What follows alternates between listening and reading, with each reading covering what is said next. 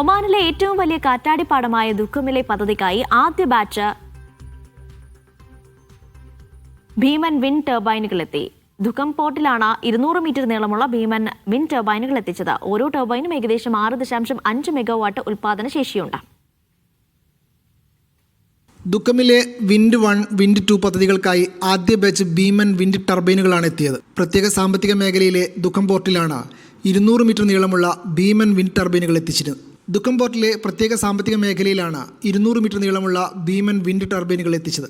OQ ഗ്രൂപ്പിന്റെ അനുബന്ധ സ്ഥാപനമായ OQ ആൾട്ടർനേറ്റീവ് എനർജിക്ക് വേണ്ടിയാണ് ടർബൈനുകൾ കൊണ്ടുവന്നത്. ഒമാനിൽ നിർമ്മാണത്തിലിരിക്കുന്ന ഏറ്റവും വലിയ കാറ്റാടിപ്പാടങ്ങളാണ് ഈ പദ്ധതികൾ. വിൻഡ് ബ്ലേഡിന് 90.2 മീറ്ററാണ് നീളമുള്ളത്. രാജ്യം സ്ഥാപിക്കുന്ന ഏറ്റവും ഉയരം കൂടിയ വിൻഡ് ടർബൈൻ ടവറുകളും ഈ കൂട്ടത്തിലുണ്ട്. ഓരോ ടർബൈനും ഏകദേശം 6.5 മെഗാവാട്ട് ഉൽപ്പാദന ശേഷിയുണ്ട്. ഇത് ഏകദേശം 2400 വീടുകൾക്ക് പ്രതിവർഷം ഊർജ്ജം നൽകാൻ പര്യാപ്തമാണ്. ഇരട്ട പദ്ധതികളിൽ ആകെ 36 കാറ്റാടി യന്ത്രങ്ങളാണുള്ളത്. ഇവയുടെ ഉൽപ്പാദന ശേഷി 234 മെഗാവാട്ടാണ്. ഒമാൻ വിഷൻ 2040 ലക്ഷ്യങ്ങൾക്കനുസൃതമായി രാജ്യത്തെ ഊർജ്ജ ഉൽപ്പാദനം വിപുലീകരിക്കുന്ന ഒമാന്റെ ശ്രമങ്ങളിലൊന്നാണ് പദ്ധതി. മീഡിയ 1.